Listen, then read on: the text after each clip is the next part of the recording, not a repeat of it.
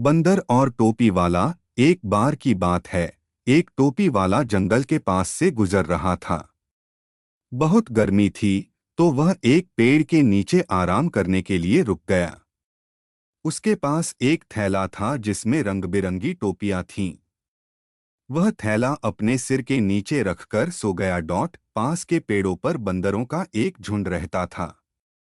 जब उन्होंने थैले से झांकती टोपियां देखीं, तो वे नीचे आ गए और सारी टोपियां निकालकर अपने सिर पर पहन ली। कुछ देर बाद टोपी वाला जागा, तो देखा कि उसकी सारी टोपियां गायब थीं। वह घबरा गया। तभी उसने ऊपर देखा, बंदरों ने उसकी सारी टोपियां पहन रखी थीं। उसे अपने दादा की एक पुरानी बात याद आई, जो खुद भी टोपी वाले थे। उन्होंने एक बार बताया था कि बंदर नकल करने में माहिर होते हैं।